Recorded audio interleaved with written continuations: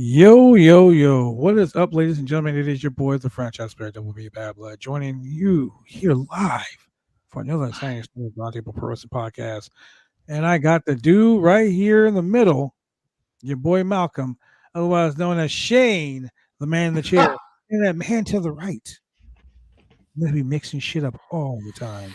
Tonight is going to be standing on the 405 freeway, butt naked, with a sign that says, "Acknowledge me." Your boy, Chemical Julian. What is up, guys? It's Friday. And you know what that means? You know what we that got means. Rampage, we got Smackdown, we got news, we got rumors, we got an all elite box. All elite boxing that I currently have right here on the table. All of this. Live all of this. We got all kind of stuff going on. All kinds You know what of I want stuff. to do? You know We what? got a new ECW TV title champion. Wait. Is What? that Matt Cardona? Let's cut to the chase, ladies and gentlemen. Shane, Yeah. get the box ready. The box. What's in the box? I got this lovely box right over here. Oh, Shane is all elite tonight. right ladies and over gentlemen. here. He It's is already all taped. elite. Untaped. Shane, before you open What? the box, tell us a little bit about the all elite crate. Oh my God. Well, I got the highest grade where you can have a slight amount chance to win AEW ticket. And you So can let me save ask you, them. Shane. Yeah. If you win the AEW tickets, and let's say they are in Jacksonville, Jacksonville. are you gonna get on a plane and fly to Jacksonville? Oh, with the Jaguars? Yeah, I sure will. Man, if you do, and you run into Tony Khan, tell Tony Khan to go ahead and shoot us some Khan coin and to keep his ass off Twitter when he's drunk. Yeah, he really needs to stay off the Twitter. All right, well, I'm gonna get the box Make open. sure you're not on that no-fly list first. No fly. And it Those looks like are, the those are the theme comments of Julian and Julian. for alone. this This is not a crate this is a Roundtable unboxing Pro Wrestling podcast. Otherwise, is I'm done. Revolution. Oh, all right. Is that a free? Revolution theme. Is that a free stream for Revolution? It doesn't say. No, It's what a version is Revolution it? free, and I got a team It says Taz interview. sticker for this world. For this world? Yeah. Isn't that the name of a Christian rock band? For this world. Oh my God. This is a shirt I already love. It is a Malachi black t-shirt. Oh shit! House of Black in the Oh, house. that's kind of nice. That's kind of nice. I like that. And not only that, I want to see Malachi Black at Prestige. So this is on timing and perfect. Well, you know what they say about being prestigious when you win the lottery and you blow all your money. Anyway, Right? You know what? And I got a always been on black. Jungle Boy t-shirt. that looks like motherfucking dude from the Lion King. Okay, it looks It like really does. Simba. I seriously Simba. thought that was Mufasa. This is not fucking Jungle Boy. I thought that was going to be some Lion-O, That's some Thundercat shit right there. Yeah. Thundercats. Oh, he Okay. got the Sword of Omens. Wow. And it looks like I got some super kick socks right over here. I could super kick some people with these socks Hey, on. don't be trying to gift those socks to me on Sunday, bro. I see some early Christmas presents for 2022. I see right some. there. Right? And I got a micro brawler of the Is it Day of the Sting? Beast, Nyla Rose. Oh shit! Nyla Rose in the house. Micro brawlers. Yeah. Don't open it. No, I'm not Shane's even going to girlfriend open it. don't come up. Mhm. Well, And it looks like I got a air freshener of freshly squeezed Orange Cassidy. Orange Cassidy says you smell. Does it smell like orange? Is it I'm not even orange going to open any of this. This is going to Put your be. nose Hey, to just it. remember, don't Exactly. look in the rear mirror. That's illegal. juice? No, it doesn't smell like orange. Not at all. False advertisement. False advertisements. And it looks like, oh, I guess this is a poster. The hell is it? Oh, okay. Poster of the Elite when they were all together. So let me ask you a question. Do you actually put posters on your wall? No, I do not. Then why the fuck are they going to send you a poster? Well, I mean, I could give these posters away. Hey, you know what you should do? You should sign the Buck's name to the poster. And then on Sunday, bring it to the show and give it to a fan and be like, the Bucks gave me this. I thought you were going to say put it on eBay. Put it on eBay. Put that shit on eBay. Yeah. And I have a Oh, smart. Nightmare Factory pin. Oh, you can throw that in the trash. Yeah. That is And man, you better keep that. that is all in the boxing. All right. So Shane got a bunch of cool stuff in the box. And what Shane's going to do, ladies and gentlemen, Shane's going to be really nice. Shane's going to be really cool. He's going to actually give one of those things away on the podcast tonight. Oh my God, on the podcast tonight. It's probably going to be the Nyla Rose micro brawler. It's going to be the fucking Nightmare Family pin because no one Or the cares about socks. that. Nah, keep the socks. I mean, Keep the socks. I'll probably give away the pin, I the told you. poster. He's going to give away a poster or something no one gives a shit about. Well, Yeah, You mean the authentically signed poster? authentically. that's what she said. So speaking of authentically, let's leave Rampage alone for a minute. Let's break out the fucking Smackdown tonight. Oh man. Are you ready for Jesus a good Christ. time? It was a good time. It was a great time. Great You- time. Okay, ladies and gentlemen, I'm going to tell you, I'm just going to give you a spoiler right now. Julian is excited because Yes. Madcap Moss won a match tonight. Man. But it And he wasn't the match that pinned- won your predictions warfare. Man, hey, Hey, Hey, you know what's hey, very man, cool hey, about hey. that? two things about SmackDown. Three things about SmackDown. Number one, Madcap Moss won. I mean, that by itself is like Your WrestleMania moment. that's main event material. Mm. Number two, Rick Boogs looking like Rick Rude Yeah. Yeah. Rick Boogs is, and looking swole as he is super Very jacked. hell. He big is and super meaty, jacked. and oh my gosh. Shane. Man, I was like, Boogs? What? Okay. Shane was His like ring Boogs. attire needs a little help, but Shane was like Boogs. Rick He was like Boogs. the funny thing is, like, if he wasn't smiling, I would have been like, this dude looks like a cross. Actually, he looked like old school Scott Hall. or Freddie Okay, Mercury. so I've been saying that for a while. Like he is an impressive physical specimen. Like from a wrestler's For point of view, real. he For is super real. jacked to the nines. He can work. Yep. Like he's a good worker. It's just a stupid gimmick. Yeah. And the fact that neither Veer nor the Intercontinental title came tonight. And neither am I, apparently. But that's another story for another day. And number three, Oh man. the return of the Guinness World Book of Records. I know. Oh my and God. Aaliyah of all And what? No. no, let's not ruin it yet. The return of the Guinness World Book of Records. Period. I didn't The even know other that was shit still a thing. surrounding it. You're like the fact that the book actually was here. Yeah, Okay, but- it was like a real book. First of all, Yeah, who would have known that books still exist in exactly. the 21st century? Who knew? Who fucking knew? I'm sure Amazon is blowing up right now. Wait, there's an actual book. Gotta buy it on Amazon. It's not on There's- SmackDown. there's a Gotta real buy it. book.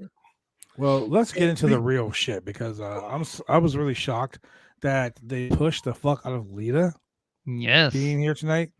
And I just gotta say this before we get into anything, ladies and gentlemen. I say this every week, and I'm gonna say it again right now. What? Vince McMahon thinks that you guys are all stupid, He sure does. and I'm gonna explain why. The whole premise of the Royal Rumble: How do you 30 win? men, 30 women. They compete in this over-the-top rope battle royal, so the winner can challenge any champion at WrestleMania. Any champion. So, in a sense, the Royal Rumble is a golden A ticket wild card. to It's the a main wild card. event. Yeah, Yeah. golden ticket to the main event of WrestleMania for any world championship you want, be it the WWE Women's Championship, Men's Championship, SmackDown Championship, Universal Championship, whatever the fuck, right? That's the premise to basically create a number one contender. Am I right? Main event, by the way. You are No, hold absolutely on, correct. I don't care about the main event. Just am I right? Yes. That's basically No, you're right. You're right. Okay, so Becky Lynch isn't in the Royal Rumble. Brock No. Lesnar isn't in the Royal Rumble. No. Fuck, Roman Reigns isn't in the Royal Rumble. No. So why the fuck is Charlotte Flair in the Royal Rumble? You are the SmackDown Women's Champion. So you're gonna win the Rumble so you can pick your opponent. That's stupid. Okay, Why not just so let someone else win the fucking Rumble and let them? It's so stupid. okay, Man, so you guys are all so stupid. here's why Charlotte Flair is in the Royal Rumble. Charlotte Flair has burned through any and all of her legitimate competition on SmackDown. Okay, then she went Becky Lynch. There is nobody for her to feud with, and there's nobody that probably wants to feud with her because let's face facts, Charlotte has the golden shovel, and she's had the golden shovel for quite some time now. So now, instead of someone deciding to feud with her, she has to decide on who to feud with. And she burned out Tony Storm. To the point where Tony left, where Tony was like, "I'm out of this bitch." Yeah, Tony's like, "This is trash." And let's face facts, Tony had every reason to leave because the program that she was in, that was supposed to be a quote unquote main event or road to a main event title shot, was trash. I mean, Charlotte just continually kept on beating her. And Tony Storm was also the only person that she was feuding with. And even when Sasha was supposed to be helping Tony Storm and Shotzi never even got a shot. And who else is on the women's roster on SmackDown? Natty? That's not going to happen. I mean, there's nothing left for Charlotte to do, so they stick her in the Royal Rumble. Wait a minute, hold on. So Naomi's not a contender? No, Naomi's not a match with Naomi. So you can't bring Sonya Deville out of fucking the stupid GM role gimmick that she's doing and have her challenge for the title. I don't get it. I just my mom, rest in peace, used to always say this to me. Sometimes common sense isn't so fucking common. And the WWE's booking is like no fucking common sense. I mean, look, you start the show out right with the SmackDown Tag Team Champions, yep. Usos. The Usos come out and they basically say, "We ain't got no tag teams to fight because Xavier's hurt." So they do this fatal 4-way tag team #1 contenders match. And they just randomly throw motherfuckers together like Mansoor and Cesaro. Just where did that come from? Random. Yeah. They probably played 2K20 before the show and be like, all right. You know what it is? You know what it is? They booked Mansoor to be with Cesaro because that's going to be like a really hot tag team because next month the Saudi show. Yeah.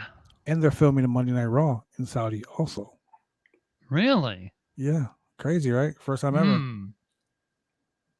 That's just interesting. That's word around. Where's Ali? So wait, we're getting 2 WrestleManias in a year? The thing. Like, why is it? And there you go. What about Retribution? Or what about T-Bar, T-State, G-String, whatever the fuck his name is? I heard that he had a match against Ciampa on main event. He had a really good match against Ciampa on main event. I'm surprised that Ciampa wasn't even on the main roster. Well, Ciampa has dyed his beard. Oh, so was Pete Dunne. Pete Dunne was doing dark matches too. On 205 Live, on main event, all that shit. They're bringing those guys up. That's the reason why Ciampa should be our next Intercontinental Champion. Yes. He will make that title relevant and have open challenges left and right. You know what? You want to make the title relevant? Give it back to fucking Miz. Yes, and that. Give it back to Miz. No, give the U.S. title to Miz. Give Sami Zayn his title shot. Please, God. Let Sami Zayn have the title and let him have a run with it. I mean, we're too busy doing jackass stuff with him now. Sami Zayn should have had his title shot at day one, and it didn't happen. It should have been WWE Championship. It should have been on the premium live event first day of the year. Well, once again, we're talking about something that WWE won't do because they don't believe in giving you your fucking due. So yeah, it happened. So the Viking Raiders win the Fatal 4-Way. Mhm. Yes. So now we're going to have the Viking Raiders versus the Usos. Now, my thing It is, should be interesting. you really don't No, have. I it's mean, not.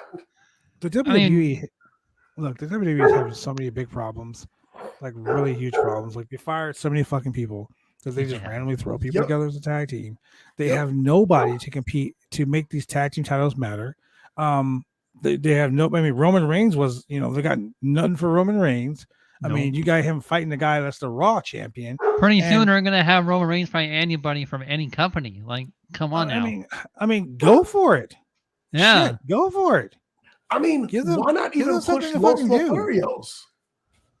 Oh Just Yeah. their tag team. I Push them. agree on that. And they look good Honestly, as a they tag should have team. won the tag team Fatal 4-Way match.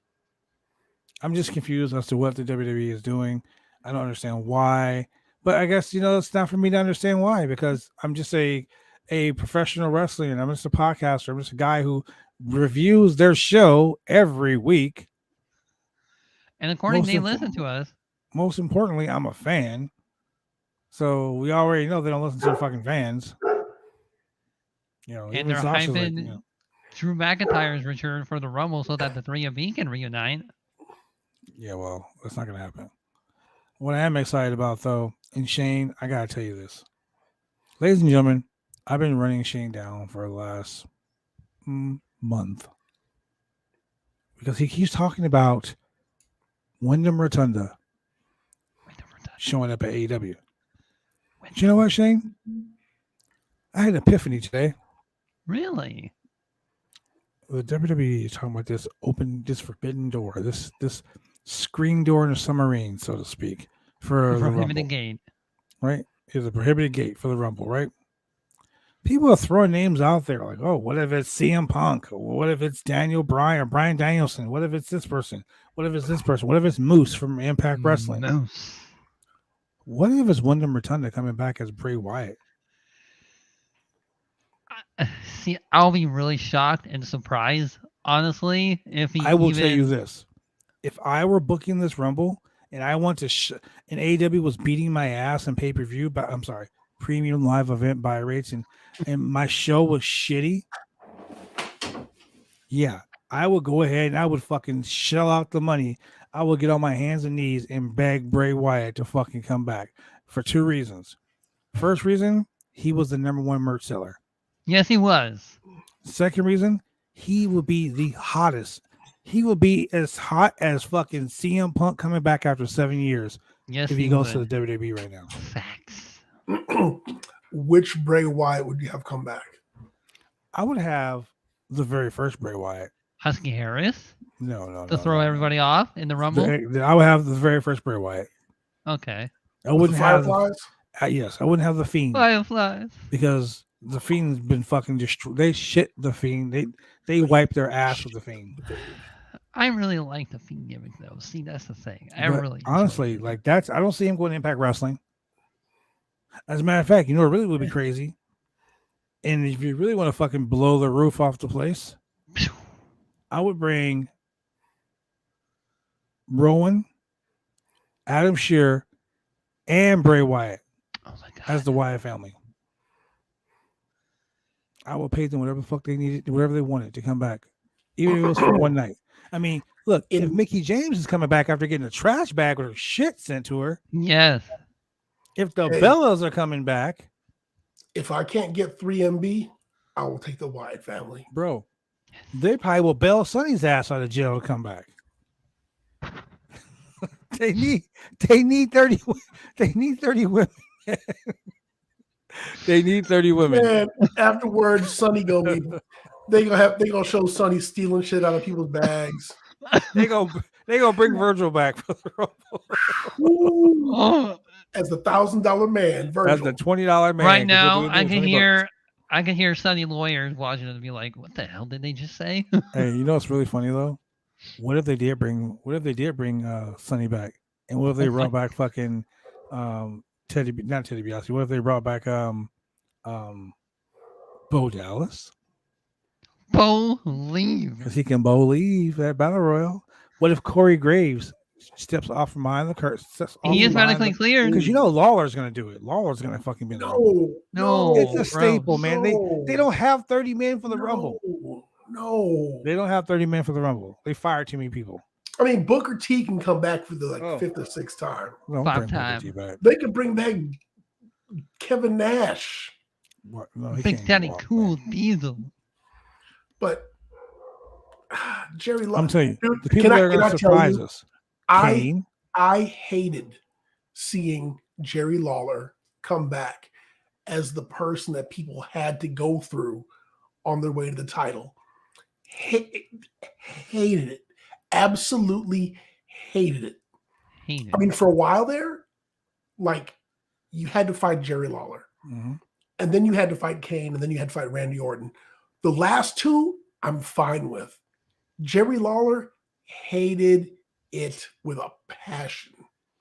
Let his ass just stay at home on the sidelines, whatever.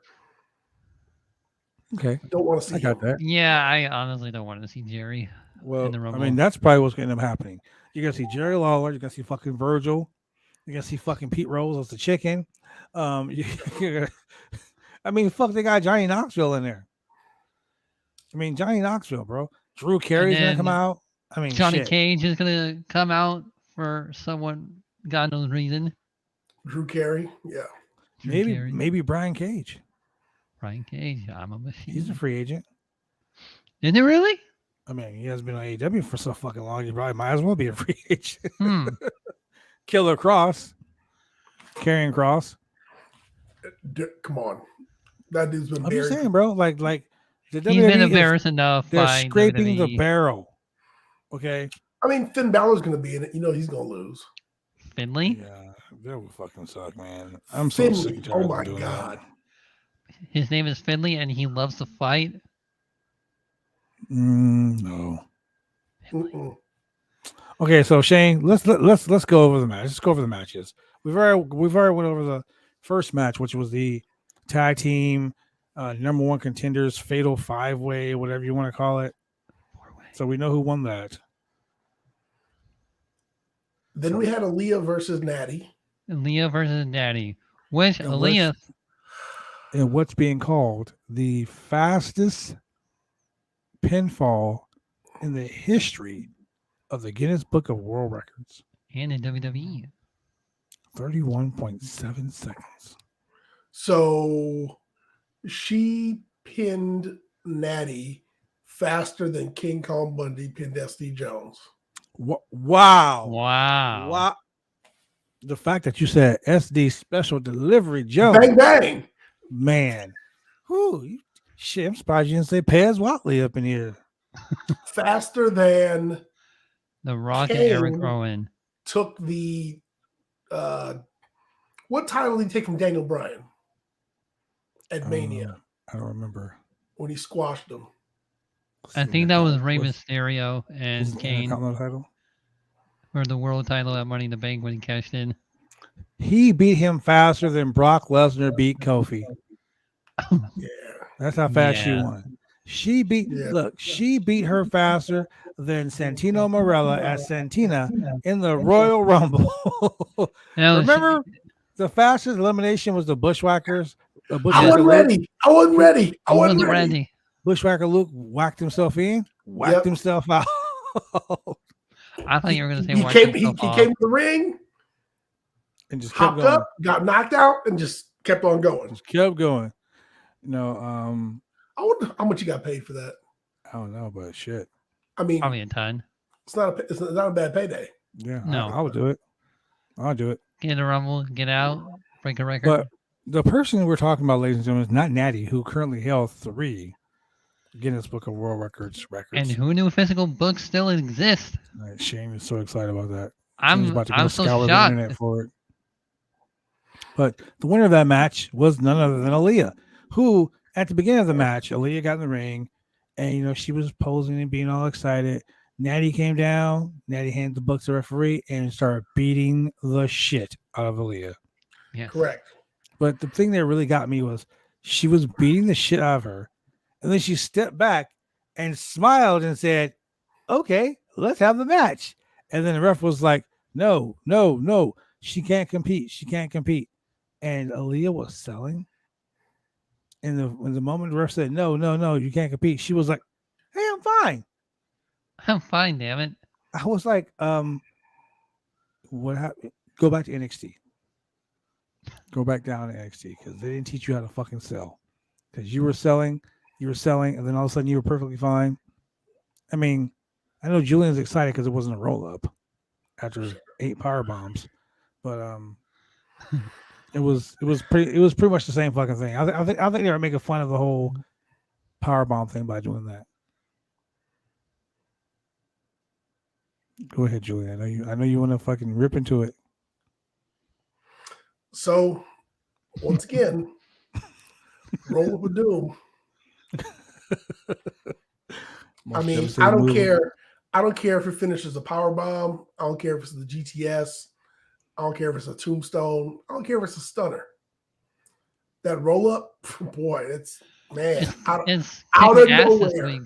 Out of nowhere. Hey, if you don't have an RKO, just get a roll up. That's all you need. Look, in the words of needed. In the words of the mighty Simon Miller, that is the most devastating move in all of sports entertainment. That's the most devastating move in all of sports entertainment, man. Because and it's so funny because like he's like, dude, are they really that stupid? Like you're a wrestler. It's like that in the distractions. The distractions. Look, I'm gonna get into the distractions later, but I'm just saying. On Wednesday, there were 18 distractions on that show. 18 distractions. Yeah. That's like Shane ringing the bell 12 times. So which that should be a shirt on bodyslam.net. Let me talk to the franchise player, Bad Blood, the champion, the wrestler. Yeah. And let's delve into your history, the plethora of matches you've had over the years.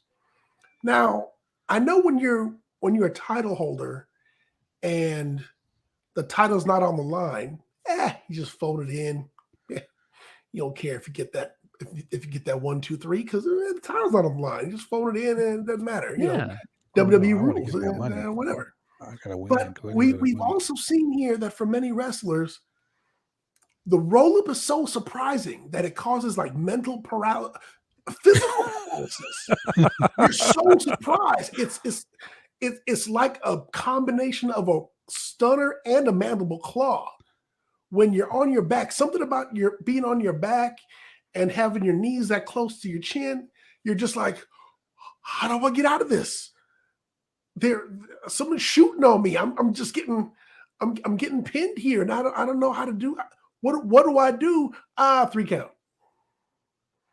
And then everyone pops up surprised and, oh, what happened? Oh, I don't know. And 3 seconds later and just, imagine being power bombed 7, 8 times, even once through a table. But you've got that gusto. You know what it's like? It's like the ref handed him a set of Dungeons and Dragons dice and he rolled that 20-sided dice and just happened to hit landed on a 20. Happened to hit a 20 right then and there on the roll-up dice, the roll-up die. 1, 2, 3. If they ever had a wrestling RPG board game, like, oh my goodness, 20 would be roll-up pin. Yes, it would. No matter what happened to you before the match, no matter what happened, you roll a 20, roll up, you win. And well, at one point, that was the WWE's playlist. They were like, we got 8 matches on the card. Let's end 6 of them in a roll-up. Roll-up style. On Monday Night Raw. Let's finish all on a roll-up every week. For 16 weeks, a roll-up every third match. And then we'll do a disqualification. And then we'll do a can they coexist every other week. Like, that's their fucking playbook, man. Like, you roll a 10, that's roll-up with the ropes. Roll a 12, that's a roll-up with the tights. But a 20, man, no matter what happened to you beforehand, that's a roll up right then and there. Somebody could have been beating you from the back, from the popcorn stand. If Maven had rolled a 20 on the Undertaker, I hate Maven. Oh shit! He would have got the surprise roll up. Right. I mean, maybe If eliminate Undertaker Austin from the had Rumble. stunned Scott Hall and Scott Hall rolled a 20, he would have got that roll up of Mania. Okay, now Oh, there needs man. to be a RPG wrestling board game. I No, mean, what there needs to be on video games, like that should be your major PowerPoint. Like like Hogan hooks I up. was right about to say that. Have Bro. you ever seen in a video game is the Yes. roll up a finisher? No, Yes. but Is there a button that's going press to be for a it. roll up? No, there's not. Ladies and gentlemen, if you watch this Sunday live from the House of Action, the Colony, BCW Worldwide, The Colony. if you watch as I defend my championship against Miko Maestro, you know what I'm going to do? The Roll up. man I'm going that to gives pin him lap with the dances. roll up. And I'm going to make sure you're watching, And Julia. you know what? And I'm going to look right at the camera, slow, and I'm going to real go, slow. roll up 1, this guy's 0. That's all I'm gonna say. Surprise You roll just up. gave your strategy away, dang it. It doesn't matter if your opponent's on the ground and you position him by his head or by his legs, and you press grapple or you held on to grapple. There's no roll up.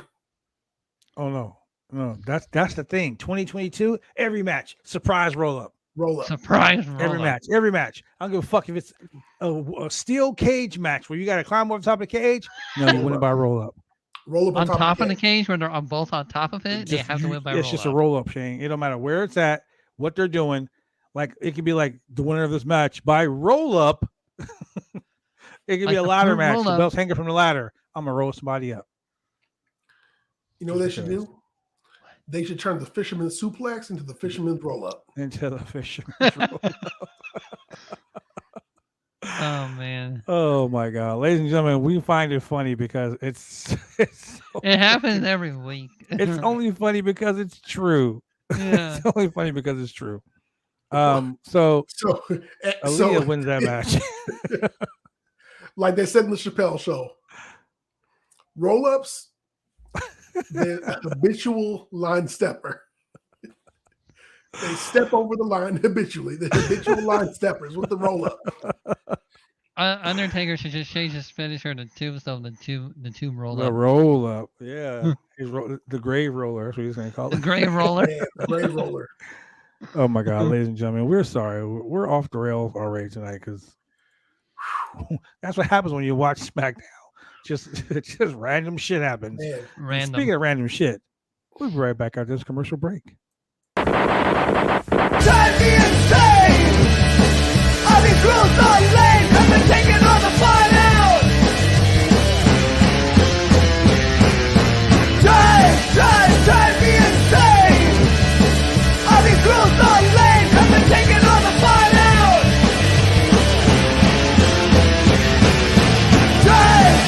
Drive me insane! All these rules...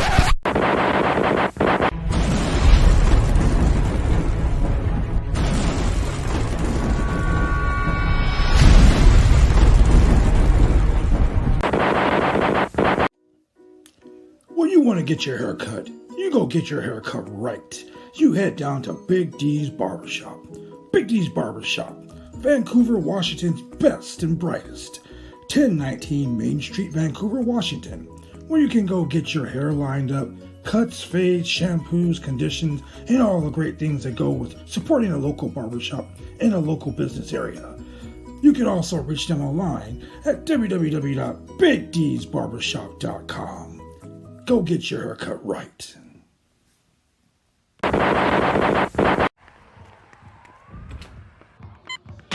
These are more than just the sounds of a safe place to go after school. These are the sounds of interest being ignited and of mentors making an impact.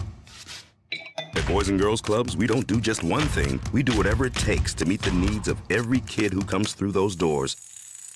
Because whatever it takes is what it takes to build great futures. Great futures start here.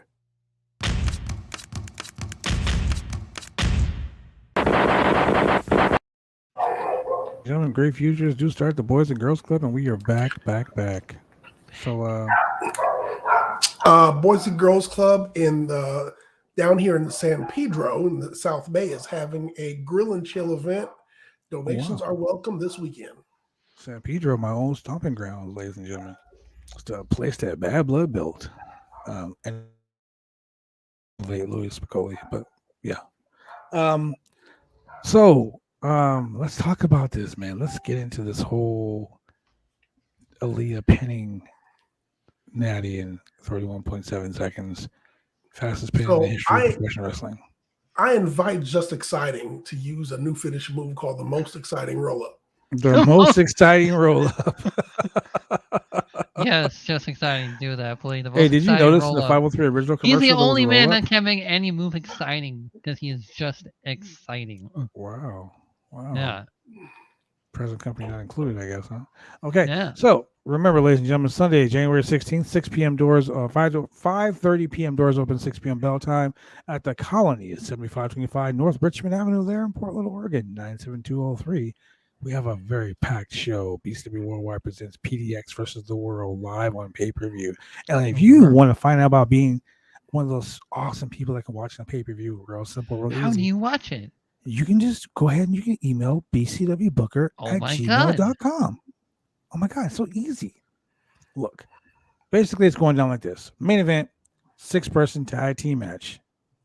BCW Worldwide Tag Champs and Natural Born Outlaws team with that drunken ass hillbilly JB Moonshine as they face Hellbound.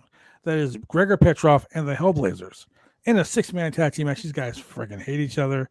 Some of their sick ass promos online. Really crazy. Then we have your boy the Rat King and Draven Vargas, Mr. Thumbtacks in the mouth himself. Gross. Yeah, exactly. Then we have the BCW Worldwide Championships on the line as Just Exciting, your boy, takes on the Lost Sullivan, Buddy Highway. Buddy Highway, you're going to get that most exciting roll-up. Watch your back. That's right. Buddy Highway is a former NWA Pacific Northwest champion. Says he wants to get himself some gold. And, your boy, Just Exciting, has been the longest reigning BCW Worldwide champion in the history of the company. So, yeah. Then there's this guy that they call the best on the indies. The OIWA North American Heavyweight Champion. He calls himself the franchise player. Oh, I think Double B Bad Blood. Shut your damn mouth, Shane. I defend my OIWA North American Heavyweight Championship against the man from Finland, the man who likes to shake his moneymaker. Moneymaker. And Shane can't wait to put money in his pants. Your boy. I can't wait to get my dollar bills already.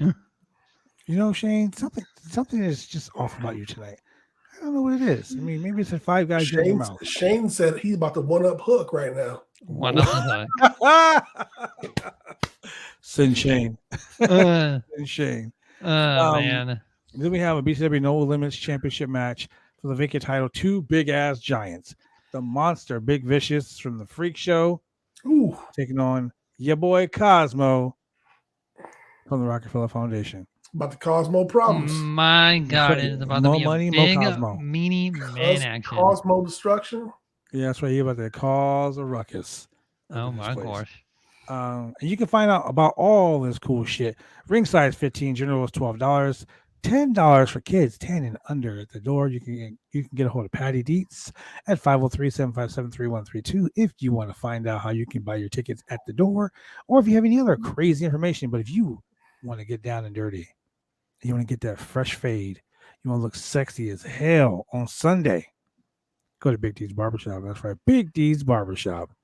And if you love this podcast and all the cool podcasts and the news and the website that we have here, all you got to do is go to www.bodyslam.net. They are the sponsors of this show, ladies and gentlemen. And like I said, for pay-per-view information, to contact BCW Booker. It is BCWBOOKER@gmail.com. What time is the bar open? The bar is open all night long. All night? Curtis Bernard Sr. says, I will be there to see the crazy as well as the puppets of North Puppets. What? This is not the fucking Muppet Show, man. There ain't gonna be no puppets. And if it is, I'll be up in the balcony like the old angry ones. Hey, get off my ring. That's what I'm be all doing. You know what's bad about this program? WWE's roll-up pins. You know what's bad about this? Madcap Moss. Anyway, so let's get to the next matchup.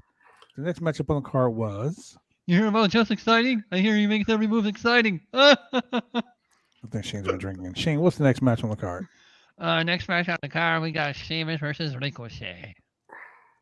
Okay, and not Rick O'Shea, like the Irish guy. Rick O'Shea. Ricochet. Pew pew pew. Now, Ricochet. I gotta say, man, surprisingly, it was a good fucking match. Yeah, it was. I mean, Ricochet is so underestimated. He's underutilized in this fucking company, man. He puts on stellar matches every time he's in the ring. King Puma.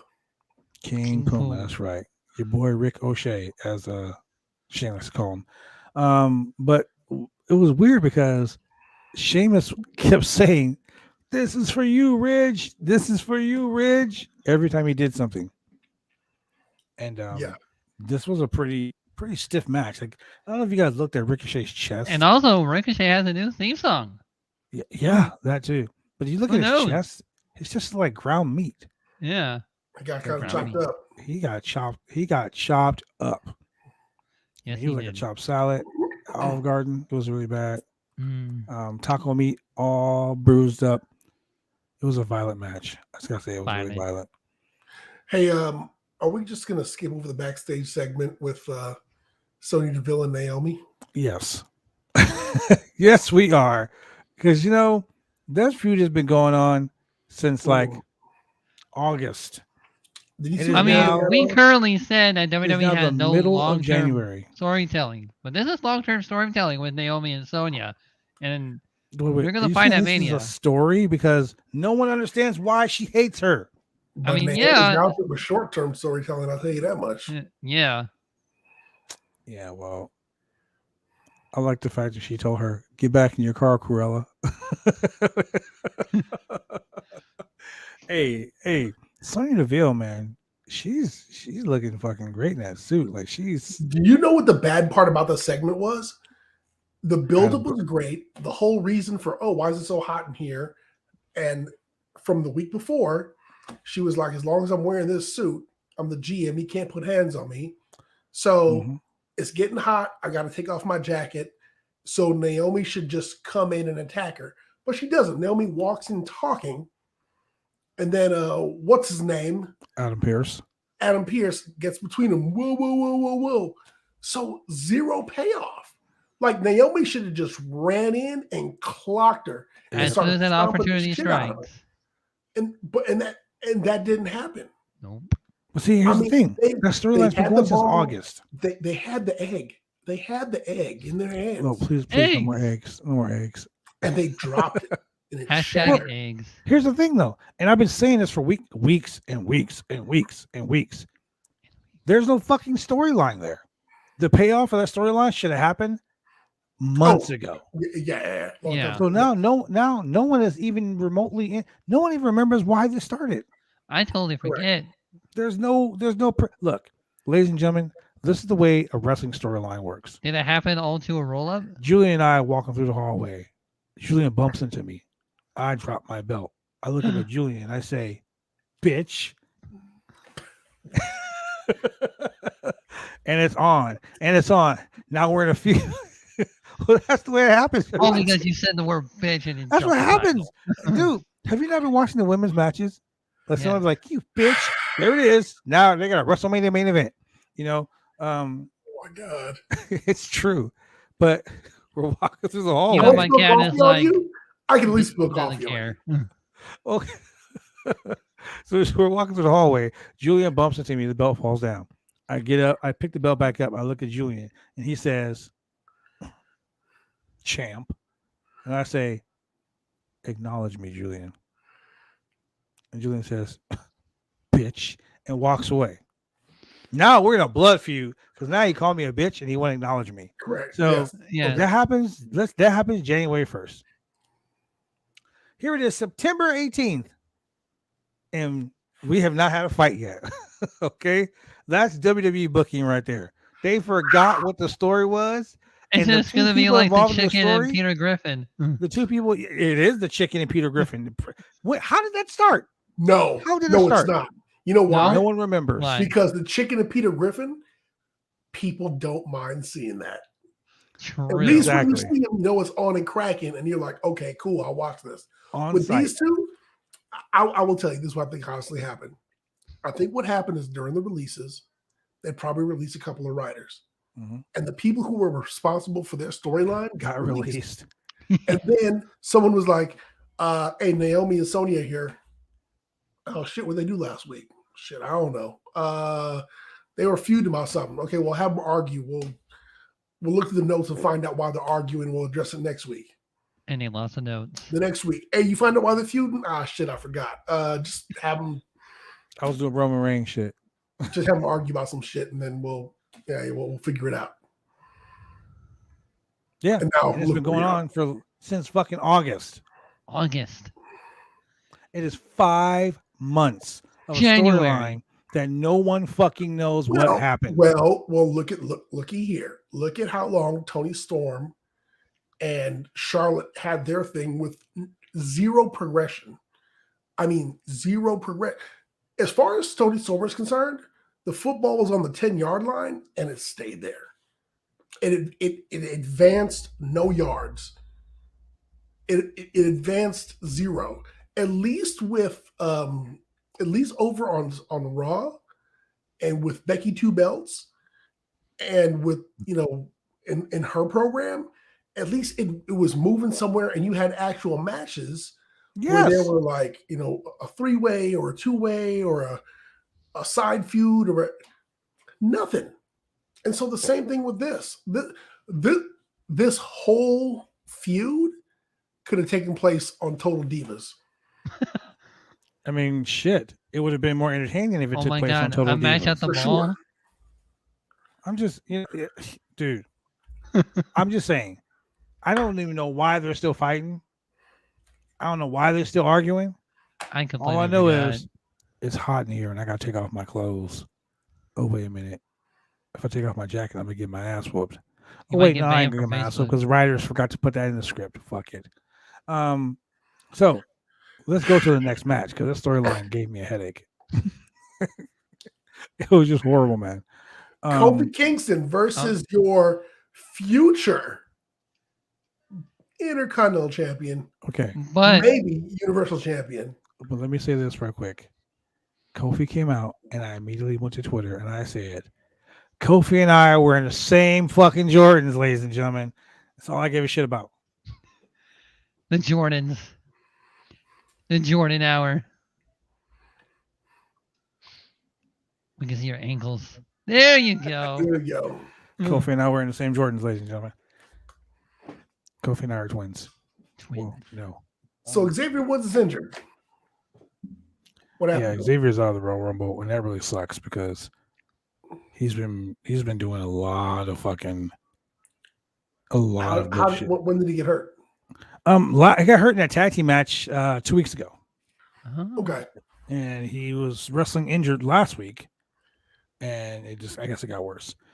So I he's out. mean, King of the Ring is not a title that you got to defend. So he's just gonna stay king until next year. Oh So wait, that's- Roman Reigns is the interim King of the Ring. We saw that on Jesus Christ. SmackDown. We're not talking about interim nothing on this show right now, okay? Please, God, no. I should probably keep my mouth shut because they might actually listen and put that I in think the Julian's the idea. interim predictions champ. Nah. Yeah. Nah. The push So champ. honestly, Kofi and Rick Boogs. No, who knew? Madcap Moss. I'm sorry, Madcap Moss. My bad. I was hoping it was someone else. I forgot. The other future champion. Yeah. Oh, Jesus Christ.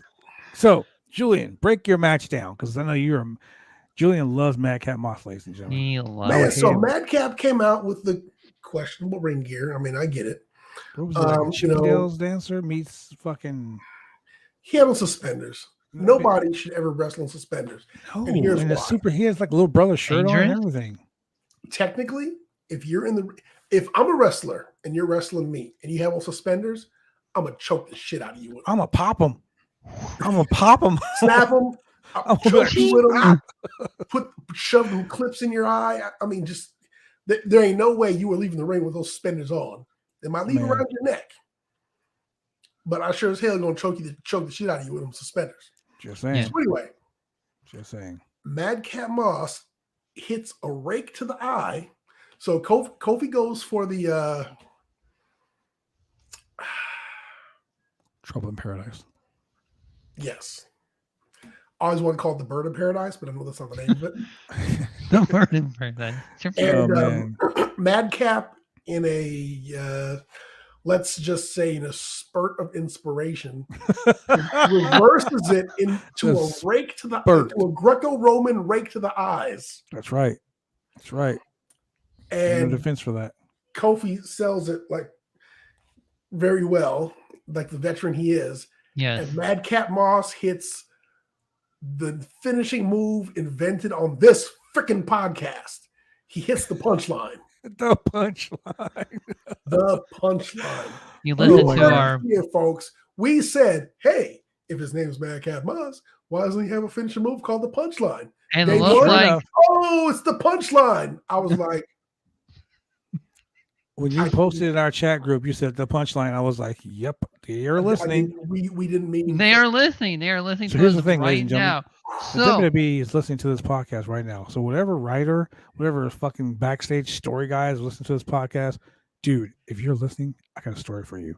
I got a story. You ready for the story? Story. Have wrestler A and wrestler B do shit for 6 weeks leading up to a big match. And every week, have wrestler A and wrestler B do something to further their fucking story to get to the point where they're going to have this big blow-off match. You mean like a rubber match? I mean, like, yes. Back and Okay, forth? look, let's put it this way. Let's put it this way. If you're a writer and you're watching the show and you're writing for SmackDown and Raw, because, I mean, it's the same guys, I got a story for you. You got a story. for There's me. this guy from Japan. Oh my god. He is the Intercontinental Champion. In the old days, a champion had to defend his belt once every 30 days. Novel idea. Have the guy that won the Battle Royal and won the right to face said champion do a storyline with said champion instead of having him do it with fucking Johnny Knoxville. The conspiracy continues. Okay, so let's be clear. There's a Jackass movie coming out. I don't give a Yeah, and they're shit. promoting Let's that. be clear. And I'm pretty sure that either A, the production company gave WWE money, or B, if you go see the movie, which I'm sure you won't, you're going to see Vince McMahon or Triple H with production credits, or they'll call it a WWE Studios production. Or One in of the two. conjunction with WWE Studios. It'll probably be re-released on one DVD along with, what was Kane's movie? No Eyes Shut, See No Evil. It'll be See No Evil, yeah. Leprechaun 6 or 7 with Leprechaun dude and Jackass, the movie. Like all three, all together. Kind of like, if you went to Best Buy back in the day, you can get like Belly 1, Belly 2, and The Last Dawn all on one DVD. Yeah. Same thing here. Best Buy back in the day was awesome. Look, Curtis had this to say. Heels and babyfaces lose their distraction and heat over too much time spent in weak storylines. Therefore, the connection with their bosses, the fans, I'll support hard workers every day, but poor preparation leads to poor performance. Honestly, that right there should be I'm a star of that one. We're gonna highlight that one. Pin Because that quite comment. honestly, I've been saying that this whole fucking time. Correct. Yeah. And this is why people turn the channel off. This is why people aren't excited. This is why their in attendance records, their in attendance sales are going down. Well, like CM Punk said, Yeah, if you want to be the main event of day 5 of a 5-day buy one get one extravaganza, that's pretty much what's going on. They have the WWE doesn't give a shit about you as a fan. And these are my thoughts and my opinions, and these are my opinions alone. They do not reflect those of the Roundtable Pro Wrestling Podcast or BodySlam.net. The WWE doesn't give a fuck about you as a fan, or even as a person. They belittle your intelligence because they do these things, and they just totally expect that you just it's like abusive relationship.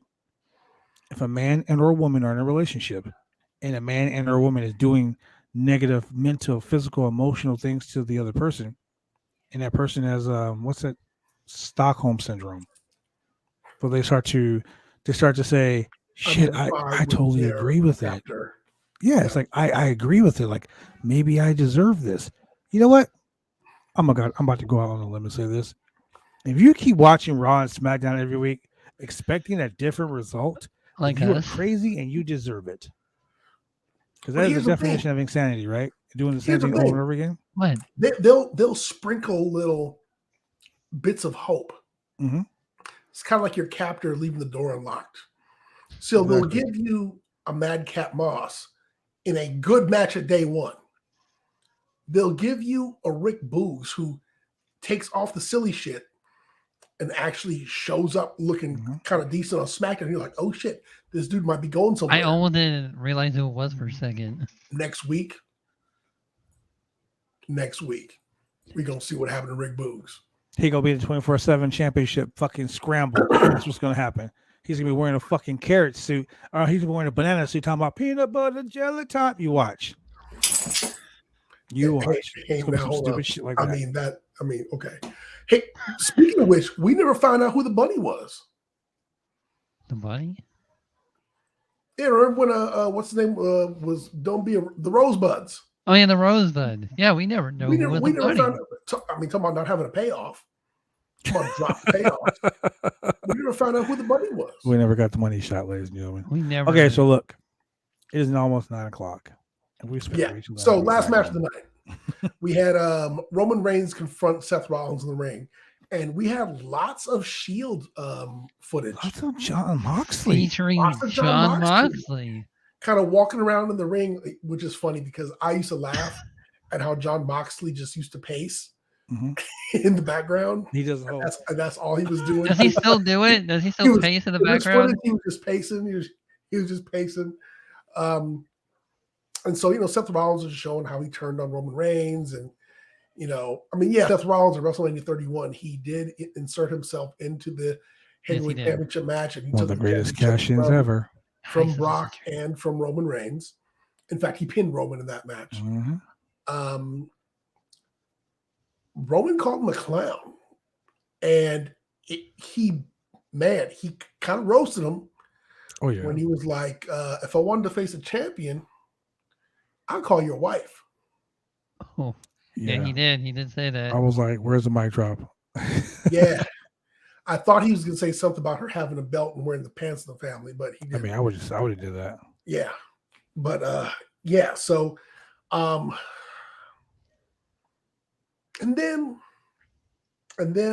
this is one thing about wrestling that always bothered me. Actually, this bothers me about cartoons also. The Usos were extremely inept in being able to attack Seth Rollins. The same way in some cartoons where your stupid character like Patrick and SpongeBob was like really stupid some episodes where you're like, how does this dude even breathe? Like they were just really inept. Two of them could not capture Seth Rollins. And he escaped and he went to the back ring and he went to the back and Roman just kind of like stood there and his henchmen couldn't do nothing. But yet they're your tag team champions. Your tag team champions could not take down one dude. No, because you know why? They stupidly spoiled their plan of what they were going to do. I'm gonna quit saying it because everyone knows how I feel about how the production. I mean, I'm sorry. I was born at night, not last night. I can't believe some of the shit that I see constantly on this fucking show, week after week. But ladies and gentlemen, we watch these shows so you don't have to. Yes. And this is the reason why we come on here every Wednesday and every Friday night talking about, every Monday and every Friday night talking about WWE. And so we're trying to prevent you, ladies and gentlemen, to go mentally mad and insane a little bit. We do it for you. We love you. We care about you. We don't want you losing brain cells watching this show. But if you insist on watching the show, please catch the Sami Zayn segment where he does In Zayn, which was highly entertaining. That was in my opinion, the roasting of Seth Rollins and the Sami Zayn on the fucking in the shopping cart with the the Jackass thing was probably Yeah. the two bright spots of this show. That and the great match that Sheamus had with Ricochet. Correct. Yes. That was a really good match. All right. One last thing. I really was wondering if somebody was going to comment on Natty having the world record title for the most losses. Oh my God, that's one of the 3 titles, isn't it? Yes. I was really wondering. It's pretty close to tied up between her losses and wins together. Because if it's 50-50 booking, well, she's the putover queen. She's got to be up there. She's the POQ. She's the putover queen. Yeah. I love it. I love it. I love it. She knows her job. That sounds like a very derogatory term to call a girl in a bar. Wow. Wow. Yeah. It is 9 o'clock. It's 9 o'clock, I guess. It's 9 o'clock. 9 o'clock. Oh my God. Wrestling podcast after dark, ladies and gentlemen. Your boy, That means we can. I can swear.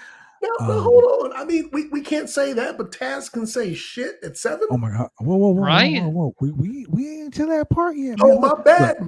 Wait. So let's do this, ladies and gentlemen. My bad, dog. Since Julian wants to go ahead and just jump the gun, let's do this, ladies and gentlemen. We're going to take another quick break, and then we're going to get into AEW Rampage, because that right there, ladies and gentlemen, that's where the fun begins. We'll be right back.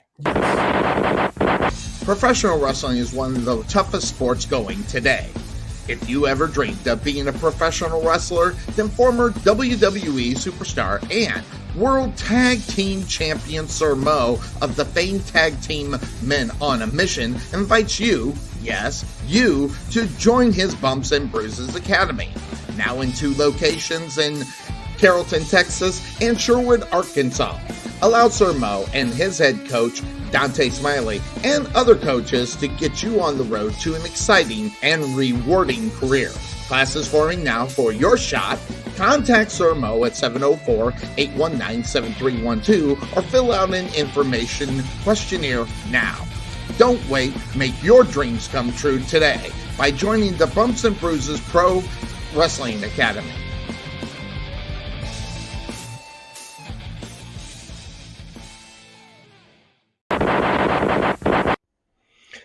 Hi, this is James Beard with SWE Fury, and you're watching the Roundtable Pro Wrestling Podcast. All right, ladies and gentlemen, so let's get into AEW Rampage, because this is where the fun begins. We start as Excalibur, and the fireworks going off, the pyro going off. Excalibur says we're live from the PNC Arena here in Raleigh, North Carolina. AEW is back, and we're talking about back with a vengeance, because, ladies and gentlemen, the very first match on the card was a 5-star banger, and I'm talking about Adam Cole, baby. Look, Trent Beretta. Look. My gosh. When I tell you Trent Beretta was giving Adam Cole that work tonight. Oh, yeah. Man, Trent was out there killing this dude. Yes. And it really made me miss watching New Japan and watching Roppongi and watching just all those matches. Trent was out there putting in work, and he was putting it to Adam Cole.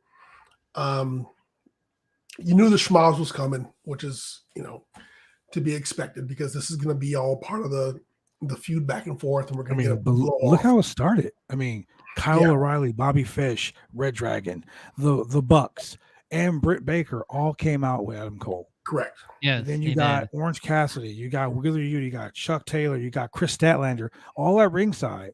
So like I've been saying for weeks, AEW Gang Warfare is coming, ladies and gentlemen. Gang Warfare. All of them were there, men, women, and it was a fight from the start. I mean, that half and half suplex that he gave Adam Cole, and then he stood up, and everyone's freaking out, because what people don't realize, and a lot of you fans probably who watch the show know, Trent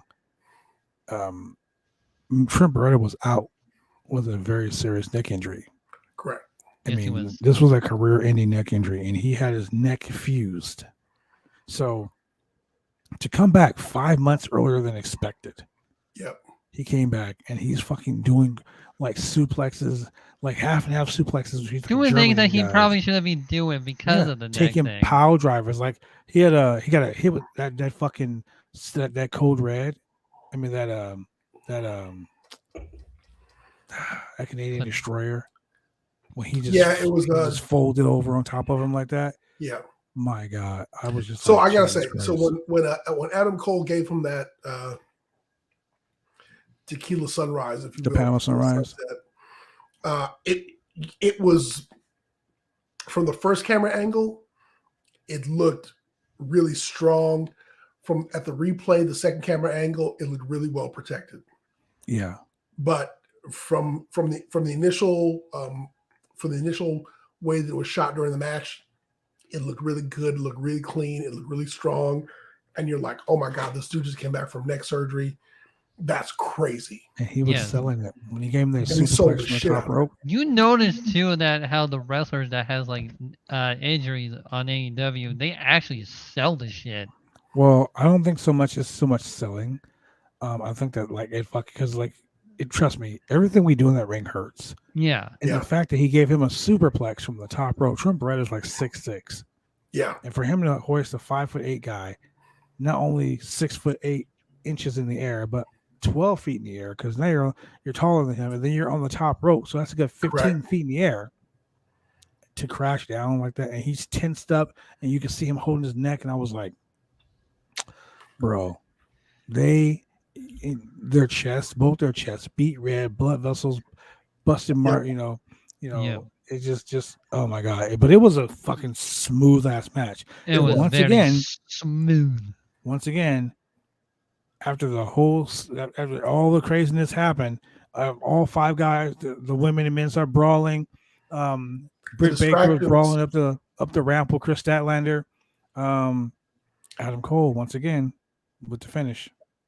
Adam Cole's still undefeated in AEW. And I just gotta say, to the wardrobe people, whoever made Britt Baker's pants. yeah. I'll give you that. And I know why. Holler at your boy. It is after 9 o'clock, so we can talk about all that good stuff and not worry about getting in trouble. So yeah, it was a great match. I mean, there were spears, there was a power driver on the fucking apron. Great power driver on the apron. Yeah, I mean, I'm telling you, that's the hardest part of the ring. Beautiful. There was that backstabber he gave to Trent. But I'm telling you, it wasn't so much the super kick or the half and half suplexes or the top rope suplex or any of that shit, the knees to the back of the head. It wasn't so much all of that. For me, it was that Canadian destroyer. Yeah. So when he hit that Canadian destroyer, he just slumped over, and all his body weight was on his shoulders. And I was like, oh man, I felt all of that pain. Trent Beretta, fucking chef's kiss, brother. You were the guy. Yes. If you weren't the guy when you left, you are the guy, bro. You are the guy. And then we go to our next match. Now, talk about being sold a bill of goods. Not you two are a couple of liars. Oh man, what, the giant? Straight up liars. He's a giant, man. You said, who is this guy? And Shane said he's a giant. All I said was, yeah, he's a giant. That's all I said. The giant. Andrew Everett. Dude dressed like I was very impressed. He said, "Oh, because he's a giant." What do you mean? Oh, he's like 7'2". Blah, blah, blah, blah. I was like, but they make him look the same size as Sean Spears in the picture. Well, they just did that for graphics reasons. This motherfucker comes to the ring. He about 5'8". You see, I'm just very impressed. Skinny ass Pete Dunne getting to the ring. We have a group chat that we talk. We have a group chat that we talk all the time, and I knew once this guy came out to the ring and he showed up, I was waiting for the group chat to light up, and then all of a sudden I get this message from Julie. He's like, "Giant, huh? Looks like a gnat." I'm just very impressed on how Sean Spears picked up a giant. Before we talk about Andrew Everett, I mean the guy's been around. The guy's done a lot of good shit. Yeah. He's a really good wrestler. He straight up came out there like superstars. And coming from Davenport, Iowa. Yep. He got all excited. Andrew Everett. Yeah. And then Sean Spears. I gotta say this, dude. Mikey Ruckus, you were the fucking man, bro. The promo. Mikey Ruckus puts the best beats together. I mean, from Adam Cole's music to fucking this song. It was great. It was great. Josiah Williams, you're the man. It's pitch black, and then the lights come up, and Sean Spears is like, you guys ever watch what's that movie with Elizabeth Berkley? Oh, she's a stripper. Oh yeah, Showgirls. Showgirls. Okay, there's a scene in Showgirls where it's like dark and she's on the stage and she's got this little pose. Or for those of you who do TikTok videos, remember the red light TikTok video where the girls were like the silhouette and it's all red and silhouette and you can just see their body, the shape of their bodies, but you really can't see them. Sean Spears is posed like that, and he had his hand down. And I'm one of those guys. I'm really particular on the entrance, and the reason I say this is because anyone that's ever been involved in professional wrestling, you know, the first 30 seconds out of the curtain determines if the fans like you or fucking hate you. Like that determines the whole mood of everything. You can go in the ring and do 500 flippity doos, or you can be a fucking FTR guy and just power. You can power the shit out of people, but the fans are gonna remember two things: the way you came in, the way you left. That's what they're gonna remember. What I mean by the way you left is the finish of the match. That's how they're gonna remember it. They're not gonna remember you got in the ring and locked up and did fucking 500 flippity doos. They remember, oh, he hit him with that fucking, power driver on the apron or something like that, and they're gonna remember that. Just remember, when you hear glass shatter, that's your ass. Yeah. But you see what I'm saying? Like that. Or do you smell? People remember that. You smell? Like if even people who aren't wrestling fans, if you were to go up to them and say, hey, you know The Rock, right? The first thing they're gonna say is, if you smell right? Or if you say, hey, you remember Stone Cold Steve? That's because Stone Cold said so. They're gonna remember that. Or if you say, do you remember Hulk Hogan? He's American made. You're gonna remember that shit. They're gonna remember that. Ultimate Warrior. Oh, he just ran to the ring. Those are things they remember. They don't remember that he just did a fucking shoulder block. Or John Cena. The only thing they remember is you can't see me. They don't remember he does like the stupidest fucking five moves of doom. Right? Actually, six. So Sean Spears, being a 20-year veteran, they remember he sat in a chair and it was a silhouette, and then he fucking reached down and grabbed the chair, and then the lights came on and flipped his little hood off and he walked out to the ring. Remember when he was in NXT? Yeah. The only thing they remember about Sean Spears was he would go 10. They don't remember he was a fucking good wrestler. They just remember he came out and did the perfect 10 shit. Like when he came out in the Rumble at number 10. They remember that. Twice. So what I'm saying is the chairman came out. La Parka. Yeah, he's a generic La Parka. He came out, he got in the ring and he does the guy does two moves and he hits the guy with the fucking his finisher, pins him. C4. Yeah, hits him with the C4, pins him. Now, hold on. He hit him with the C4. Here, let me explain to you how good this presentation was. It was really good. I did not know the name of his finisher, but he hit it, and one of the announcers go, "Oh, he hit him with a C4. He's never going to get up with that." And immediately I knew, oh shit, he just hit him with a C4. Mm-hmm. And the way that he slid into position for the pin, he just sat back like I'm sitting in the He chair. just sat back. He looked at the camera and winked. Yeah. And I was like, shout to Cassie Lee. I was like, okay, I see you. So when he pinned him, he gets up and he doesn't beat the shit out of the guy with the chair. Correct. That's his thing. That's his fucking blue chew of the night. Like he gets that chair and goes into it, Yeah. So, but what he did is, okay, the post match was way more important than the match. This is how good AEW is. AEW sets the tone for the following week and the week after that and the week after that with every subtle little thing. He gets out, he wins the match. The guy rolls out of the ring. Normally, he beats the shit out of the guy with the chair. Hence the name, the chairman. What he does is he gets his chair. He stands in the middle of the ring. He gets the mic. and he says, "So CM Punk, next week, I'm going to beat you. Not only am I going to beat you, I'm not going to do like some jacked up guy with 5 moves who's still green and wet behind the ears. I'm a 20-year vet." So what he did right there was, because you can see Wardlow in the back, like, huh? Like, what? Yeah. Like, talking shit about me? They're sowing the seeds of Wardlow turning face. And coming to WWE. No. He Okay, said I'm going that to talk he's not about that, going. but they're sowing the seeds of Wardlow turning face. He's also putting over the fact that he's wrestling CM Punk, who's been gone for 7 years. And that last week, or on Wednesday, Wardlow beat the shit out of him, but Wardlow couldn't get the job done. But he's going to do what Wardlow couldn't do and get the job done on Dynamite next week. So he set the seeds. He told the story about what's going to happen next week. He put CM Punk over, but then he put himself over. So now he's saying, CM Punk, you're good. You're this, and this. But I'm a 20-year vet. I'm not a green guy like this guy who couldn't get the job done. I'm going to beat you next week. So he set the tone for the next week, set the tone for the match the following week, and he basically put over the fact that Wardlow's turning face, and the crowd was behind Wardlow. Yes, they were. Oh, they're chanting Wardlow for real. So when he left, he was like, "Come on, let's go."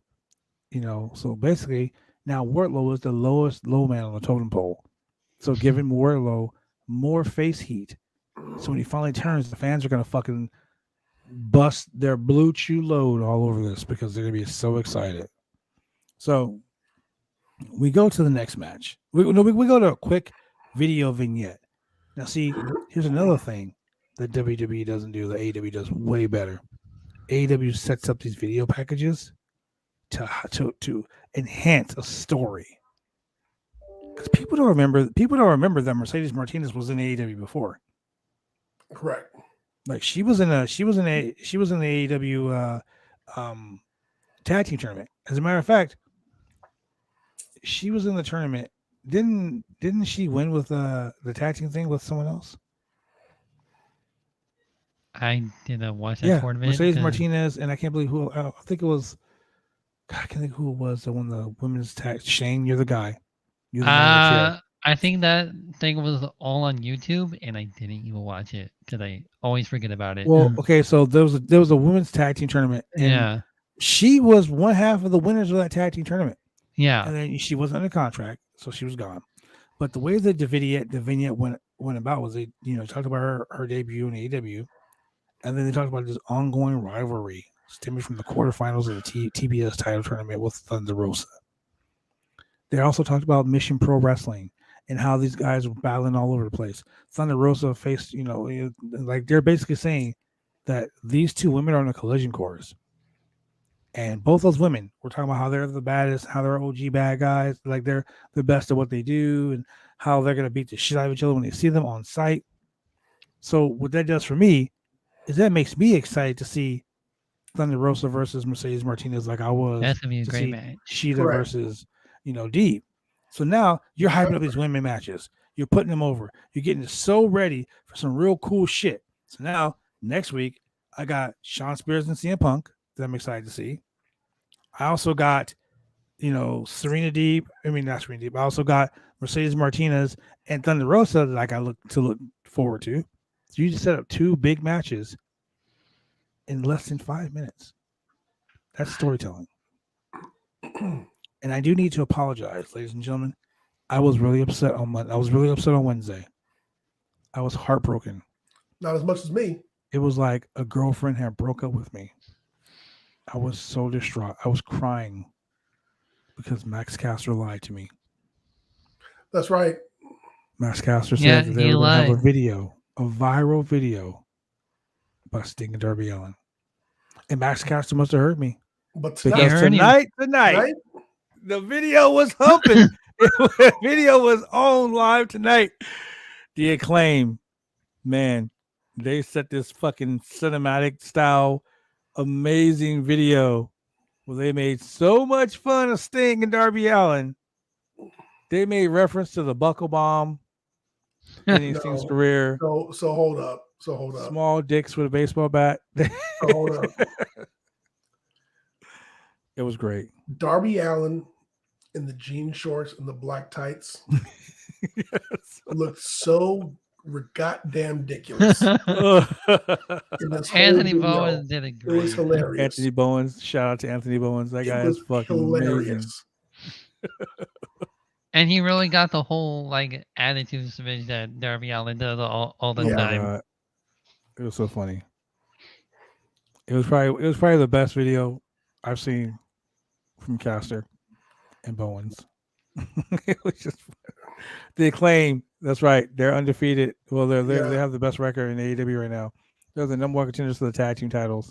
Number one. Now they're going to face Sting and Darby Allin, who are undefeated as of 2021. So, and then we get to an AEW trios match. Now tonight, AEW has spotlighted women 3 major times. I have a question for you. I have an answer. Was this really a trios match? Okay, it was listed as a trios match. How about that? Because it looked like a handicap match to me. And I'm going to get to that. Let me go check in my garage. Maybe Red Velvet's in there. On the bright side with Red Velvet, she's probably stirring shit up. Because I didn't see her in the match. Oh no, she was in the match. Yeah, she was. I didn't see her in the match. She was in the match. I saw Vicky in the match. She didn't miss her moonsault this time. It was okay. Look, Red Velvet. I get on Red Velvet because of the whole stirring it up shit, but she is a fucking great wrestler.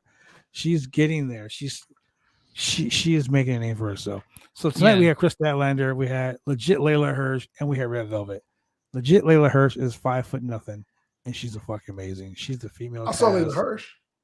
Layla Hirsch and Chris Statlander are. Then you got Nyla Rose, Penelope Ford, and the Bunny. Yep, now, saw them. Yep. After the crazy street fight that Penelope Ford and the Bunny had with oh my god, with Ty J. She's back with Nyla Rose. They're back with Vicky Guerrero, and this 6-woman match was pretty decent. Starts out, Chris Statlander's in the ring. She's getting ready, and Layla Hirsch just fucking slaps her on the back and gets in. So that's continuing the heat between Layla Hirsch and Chris Statlander. Yeah. You mean, can they coexist? Don't you dare say the naughty C word on this show. That's almost as bad as seeing you next Tuesday. I think they had a problem coexisting during this match. They did have a problem coexisting. But the bell rang. It was off and running. It was a really good match. And I got to tell you right now, Chris Statlander, she is... From reliable sources, I hear she's from outer space. Yeah. She's going to give you the poop. You see her. The match is great. Layla Hirsch is great. Layla Hirsch ends up getting pinned. She tags in and she takes the pin. Yeah. She takes the L. So it's like she's getting angry because they're losing, and she's the reason they're losing. But she's got this edge to her, and you know what it was. You want to know what it was? Got her pinned. What? The Red Velvet didn't show up. A surprise roll up. The roll up is kicking ass this week. That's right. The roll up is won 2 times tonight. The roll up is like that one guy that has all the championships. The guy that's held every championship at least. So wait a minute. So you telling me that roll up is the new vacant? Roll up is the new vacant. Roll up is the new Omicron virus. Oh shit! Not Omarion. Omicron. It's the Omarion variant. Oh my god. So then we get a promo from the Men of the Year. And I gotta say this was the first time I enjoyed a Dan Lambert promo. Right? You know why? Because it was all Scorpio Sky talking all that shit. 200 and something days unpinned? Yeah. 200. Sky fucking went off. He said 378 days unpinned in singles action, 200 and some odd days unpinned in tag team action. He's like, I don't care who wins the belt. I don't care if it's Cody. I don't care if it's Sammy Guevara. Because at the end of the day, I'm bringing the championship back. And Sky, I've known Sky since day one. I've known Sky since the Canada Most Wanted days, and since Sky, Quicksilver, and Chris Bosch and UPW in California. I've known Sky for so long, and I'm proud of the man that he's become as a worker, as a person in general. Sky's a good dude. I remember Sky when he had fucking hair. Wow. Yeah, a slick ponytail. So the point I'm making is to watch the evolution of Scorpio Sky, and to watch him not being so great on the mic to being a fucking beast on the mic. They don't need Lambert. No, they don't. Ethan Page is great on the mic. That dude's a great promo. Sky just proved tonight that he has a great promo. They do not need Lambert. No. But Sky wants the TNT Championship. I would love to see Sky versus Cody. I'd love to see Sky versus Sammy Guevara. I'd like to see Sky and Sammy even better. Yes. Don't tear the house down. And I think it's time Sky got some championships. I mean, Sky was one half of the World Tag Team Champions, but being a singles champion is something that being a tag team champion is great, but being a singles champion is head and shoulders above everything else in your life. So yeah. And speaking of championships,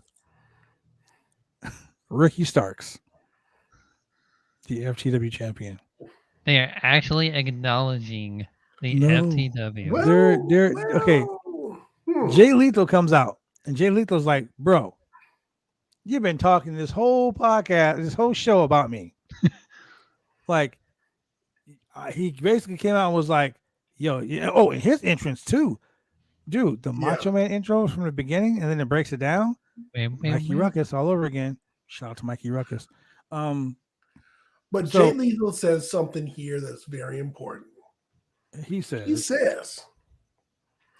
does AEW recognize the FTW championship? He was so funny. What I thought he was going to say is maybe they don't recognize it because you're trash. But he did. He said he did, but he didn't. He clowned him a little bit. He said you care more about what shirts to wear than you do wrestling. And Starks was like, "Yeah, that's true. Yeah, and he was like, he admitted the AEW doesn't recognize the FTW championship. That's why you ain't got no contenders. That's why nobody's challenging you for the belt." But then he says, "I'm coming out here to challenge you for the belt." To which Taz said at 7:55 p.m. What kind of shit is this? wait. No. Wait. Before he said that, he said, "I'm challenging you for the FTW championship." He says, "I know you don't make decisions on your own, so go consult your daddy." I mean, Taz. Yeah. And Taz said, "Hold on a minute. What kind of shit is this?" Did you hear this shit? Taz said shit 5 times. Yes, he did. On TNT, ladies and gentlemen. Taz was like, "What kind of shit is this? You hear that shit?" Who the hell do you think he is talking that shit? Oh, man. So apparently we're going to have, for the FTW championship, we're going to have Jay Lethal versus Ricky Starks. Absolute Ricky Starks for the TNT championship. Absolute FTW championship. And that's it's really interesting because the FTW title was kind of like the $1 million belt. It was there. Yeah. People saw it, but no one really gave a fuck about it. No one was like, "I want to wrestle for the FTW title and win it." Except no one for really LA Knight and Cameron Grimes. Like, if I won the FTW title, will I be defending it every week? I mean, Ricky Starks, he defended it at Battle of the Belts. That's it. Matt Sydal. For the first time since having the belt. It says against Brian Cage. And I believe Powerhouse Hobbs. Who was the FTW champion? Was it Powerhouse Hobbs? No, it was Brian Cage. It was Brian Cage. And then Brian Cage lost it to Ricky Starks. Yes. So that belt's been defended twice in 8 months. More times than Intercontinental title. Unfortunately. More times than the Intercontinental title has been defended. That's for damn sure. Just go to AEW and fight for the world title, you know. So after that, we get to the part to where I literally just I muted my phone. I muted my It's- TV. I took my headphones and threw them against the wall. I kicked my computer 6 times. You know why I Really? did that? Because Mark Henry came on the screen. And you know what that means. Time for talking Time is to over. talk is over. It's time for the main event. I hate that. You are a fucking Hall of Famer, and that is your only fucking job. He's an Hey, man. analyst. Speaking of jobs, ladies and gentlemen, you can donate to BuyUsSome.net to help keep this website going, so we can continue to bring you a wide variety of entertaining variety of pro wrestling and MMA content. Look, ladies and gentlemen, you can be slamtastic. You can say it's time for the main event. Yes. If you go No, to from the waist down, the www.slamchats.com. way they shoot him, he could still be on that little scooter. Just put in the cast. You just don't know. You don't know. I hate that segment. I really do. It's like He's on, People he's on love the it, world's, man. he's I on the hate that. world's strongest scooter. It's the world's strongest scooter. It's time for the scooter event. Now, this main event was for the AEW World Tag Team titles. And it was Jurassic Express with your boy Christian taking on the Dark Orders, John Silver and Alex Reynolds. Johnny Hungy. Johnny Hungy. And I gotta say, man, And I miss his main event. the Because Dark Order, TNT. Dark Order is awesome. Yes. They held their own with the Jurassic Express. It was good. It was really good. Reynolds and Silver, they're a phenomenal tag team. They do a lot of comedy shit, but that one spot where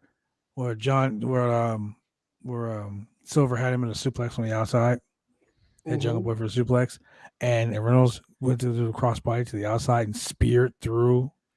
Oh my God. That was awesome. That was awesome. But the ending was weird. The ending was really weird. And so you had Jungle Boy and Luchasaurus hit their tag team finishing move. And Lucha could have made the pin, but he didn't. He kind of sat there and waited for Jungle Boy to do the spear outside through the ropes. Mm-hmm. And then when the camera came back to him, that's when he did the pin for the 3 count. It was almost like they forgot the cue. Yeah. Like they were like, okay, this spot. Oh wait, we fucked up. Okay. Oh wait. man, we Okay, forgot. now go. And also, Luchasaurus needs some better straps for his mask because he kept shifting during the match. I think he does that like almost all the time. Well, with I mean, his mask. Luchasaurus is Luchasaurus. He's a dinosaur. He's a 12 He's a million-year-old dinosaur. dinosaur with a PhD. Yes, he is. Yeah, that's the gimmick. He's also a lucha. He's also a 6'8", 320-pound cruiserweight, doing standing moonsaults and all that other crazy shit. Yeah. He should be on NXT. Yeah. I mean, you know, Going for the cruiserweight title. Rest in peace. he might get that Guinness Book of World Records for the closest near falls. Anyway, Jurassic Express retains the AEW World Tag Team Championships. Great match. It was awesome. Crowd chants, "This is awesome. This is awesome." Another exciting installment of AEW Rampage. Yes. And you guys, we just talked about 3 Better hours. than Dynamite. We just talked about 2 hours of Dynamite and 1 hour of Rampage. And 1 hour of Rampage was twice as better as the 2 hours of Dynamite. Yeah. It was. I've said it before. I said it again. I 100% wholly appreciate Dynamite for being, or appreciate Rampage for being a 1 hour show. 1 hour. That 1 hour can run by show that usually gives us 4 solid matches. Yes. I mean, we had 3 hours of Raw and had 3 matches, And 10 I think you to have 11 4. segments. maybe 4. And the camera cuts. Oh my god, dude! I But, cannot I mean- watch SmackDown tonight. The camera But- cuts when Natalia, when Natty was stomping her out, and the camera cuts. I was like, dude, if I was susceptible to seizures, I would have had one. Like that's how bad it was.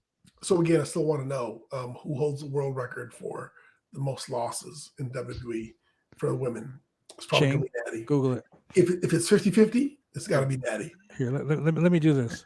Let me do this. Just like we try to find Veer, let's do this. You ain't gonna find Veer. What female wrestler has the most losses in WWE history? Here's information from the Sportster. Wow. Oh my God. What? Way off? The top 10 women with the most losses in WWE history. Number 10, Molly Holly, 310. Okay. Number 9, Sasha Banks, 324. Okay. Number 8, Layla, 328. Number 7, Carmella, 345. Number 6, Alexa Bliss, 359 losses. Okay. Number 5, Charlotte Flair, 372 losses. Yep. Number 4, Victoria, 380 losses. Number 3, Tamina. Are you ready for this? Are you ready What? for this? What? 448 losses. Really? This is where the curve starts to go like this. Oh my God, man. Oh my God. Let's see. Alicia Fox. Wait. Don't skip ahead, man. Ha! Jesus Christ. Yeah. Number 2 with 623 losses. Yep. Alicia Fox. Alicia Fox. And you ready for it? The number 1 person Oh my with God. the Who is it? most losses in the history of WWE Who is it? with 708 losses. Including tonight? Including tonight. Tonight. Natalia, 708. The put over queen. She was putting over. She was getting pinned by the air. Like there's a fan way up in the stands. So that popcorn. She the put popcorn over fan her there. own Man. fart dust that her fart giving she had last time. She's the hardest worker in the WWE. She has lost 708 of 1,334 matches Damn. in her WWE career. Wow. 235 of those matches were televised. 31 of those were on pay-per-view.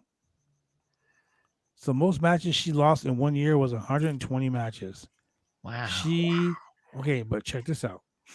The most matches she lost to in a single opponent. 150 matches she lost to one person. Oh, hold on. Hold on. Person. You want to know who that one person was?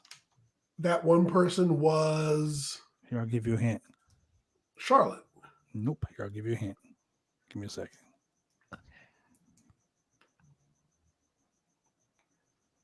Naomi. You feel the glow? Do you feel the glow? She lost 150 times to Naomi. Wow. 150 times. Bro. Wow. That is goddamn. That's amazing. They were just like, yo, we're gonna do combination number 5 this week. Yeah. Wow. Combination number 7. Yeah. We're gonna do combination number 2 today. Yeah. Like, damn, bro. That is a lot of fucking matches to lose to one person. I mean, Yes, to lose it all is. the matches in a row, that's one thing. But to lose to the same fucking person, god damn. That just means 2 things. 1, you guys work great together. Number 2. You just don't give a shit. You put everybody over. Or number 3, Vince still hates Bret Hart. Shit, that might be it. That might be it, my friend. Yeah. I mean, ain't nobody meaner than Tamina, but ain't nobody losing like that. Ain't nobody losing like Natty. But look, Sasha Banks, Charlotte Flair, Alexa Bliss, some of the most successful wrestlers, women wrestlers in the WWE have lost a lot. Hey, after this weekend, JB Moonshine, at least you're not Natalia. Hey, look, Finnish Phenom. this live this Sunday at the new home of BCW. New year, new home of the Colony. New year, new home. 7525 North Richmond Avenue there in Portland, Oregon. Everyone get Ladies your and gentlemen, dollar bills ready. Wow, Jesus Christ. New Every home, Sunday who night. this? You know what? Check this out, ladies and gentlemen. Get your $5 and your $10 bills ready. $5 $10 bills. Because Miko takes dollars. I take 10s and 20s. What about a $50 bill? I take hundos too. Oh, he I gonna take take the money hundos too. maker for the 50. I'm just saying, I take hundos, ladies and gentlemen. I take 50s. I take all denominations over $20. Shake the money maker. I will shake the money maker. Nah, I ain't gonna do all that. I'm gonna go out there and just beat his ass and take his money like I did last time. Anyway, ladies and gentlemen, you can join us live this Sunday at the Colony. BCW Worldwide presents PDX versus the World live on pay-per-view. PDX is Portland Wrestling. BCW is coming home to North Portland, and it will never be the same. We're going to ring in the new year with the Oz card, the main event, 6-man tag team match, BCW Worldwide Tag Champs, the Natural Born Outlaws with that drunken hillbilly JV Moonshine, taking on Hellbound, the BCW Worldwide TV champion, Petrov with the Hellblazers. We're talking about That's going to Draven be Vargas. a hell of a match. That's going to be a hell of a match, man. You got Draven Vargas, you got the Rat King. Also, BCW Worldwide Championship match that was signed. BCW Worldwide Champion, just excited, a member of the Rockefeller Foundation. One half of the Rockefeller greatest tag team in BCW history. Your boy, the franchise, and your boy, just exciting. That's right, DTF. As he faces your boy, the Lost Sullivan, Buddy Highway, former NWA Pacific Northwest champion. Buddy Highway wants some gold. He says he's going to take it from just exciting. Find the most exciting roll up ever. Just exciting says he is going to cement his legacy by beating Buddy Highway. The best on the Indies, your boy, the franchise right here, OIW North American Championship on the line. I take on the Finnish Phenom, your boy with the dollar bill shoved in his pants, the Phenom himself, Miko Maestro. I sent Miko home to Finland 30 days. He's telling everybody he's leaving 10 pounds heavier. He's taking my big redhead girlfriend with him, and redheads love the franchise. And that redhead girl right there, that's right, the redhead girlfriend right there, the OIW North American Championship, Big Red is staying right where she is in that trophy case. But then you got your boy Cosmo, another giant, taking on the other giant, Cosmo? Big Monster, Big Vicious. Oh, okay.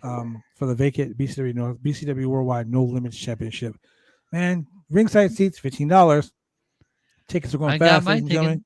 They're going so fast, you might as well call them Barry Allen because they are the Flash. General admission, $12. Kids 10 under, $10. For information, give Patty a call, 503-757-3132. Show is sponsored by Big D's Barber Shop and this podcast on bodyslam.net, www.bodyslam.net. For pay-per-view information, ladies and gentlemen, contact us. bcwbooker@gmail.com. That's bcwbooker@gmail.com. Oh my God. So much information. So much information. Try saying that 5 times fast. So much information. So much information. Shut up. And you know what, Julian? Sometimes these people that watch this podcast, and they can't get us live like they do right now. They sure can. Yeah. Sometimes if they can't get us live, where can they find us? Oh, yeah. You can watch us on the video scope 3 times a week. Yeah. Mondays. If you're in the Portland, Oregon area. Mondays at 10 o'clock on Channel 22 Xfinity TV and Channel 8002 Xfinity or CenturyLink TV. Tuesdays at 9:30 p.m. Channel 23 Xfinity TV and Channel 8003 CenturyLink TV. Or you can tune in and you can see us and laugh and enjoy all your wrestling news on Wednesdays at 9:30 p.m. on Channel 11 Xfinity TV and CenturyLink TV. Man, we are all over the place. You know what? Sometimes when I drive to work in the morning, 5 a.m. is really fucking early. Yeah. When I'm driving in the morning, I don't want to be watching videos in the dark because, here in Portland, you can hit a deer real quick. What I like to do is I like to pop on my radio, pop on my music. I like to just cruise out. But sometimes I want to hear what we have to say. You know what I do? I usually just go to either Google, Apple, Spotify, Pandora, Amazon Music, iHeartRadio. I usually hit up any one of the major podcast platforms because guess what? MySpace? We are on live shit too. We're there. Man, Download we are it. everywhere. Everywhere. Man, I'll be You can really find us- impressed if you still have a MySpace account. Wow, you know what? I'm gonna set a Friendster account up. Fuck that. How about that? Yeah, let's go Friendster. Onlyfarmers.com. We're probably on there too. I ain't trying to be on farmersonly.com, bro. Who You about don't that? have to be lonely. Anyway, but yeah, we're all over the place, man. You can find us on Twitter at the Roundtable Pro Wrestling Podcast. Go like, click, and subscribe. We're trying to get to 2,000 subscribers by the end of the month. We're trying to get to 2,000 subscribers, ladies and gentlemen. So go ahead and hook us up.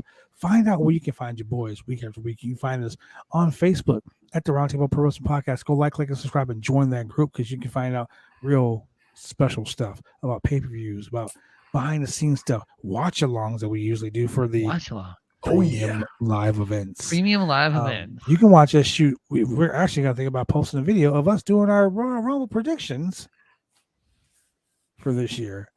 And for your boy, the franchise to remain. Predictions were for a champion.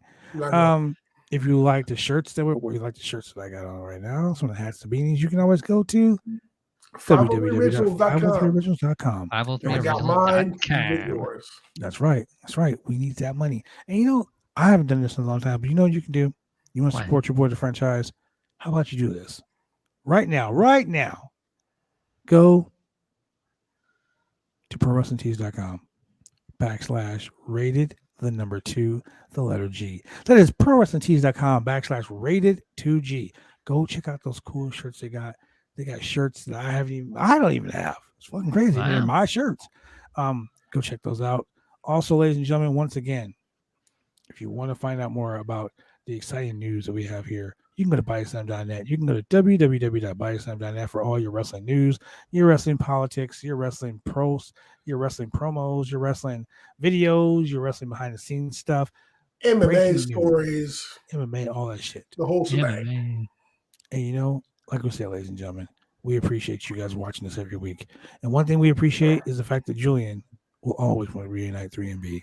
And with that being said, for the man in the chair, your boy Shane, for the mixologist of professional wrestling over there, Mr. Chemical Julian, who is acknowledging that he's a Roman Reigns guy, Right here. and for your boy the franchise, we are very excited to have you come into our have us come into your home every week, 3 nights a week, sometimes 4. Appreciate it.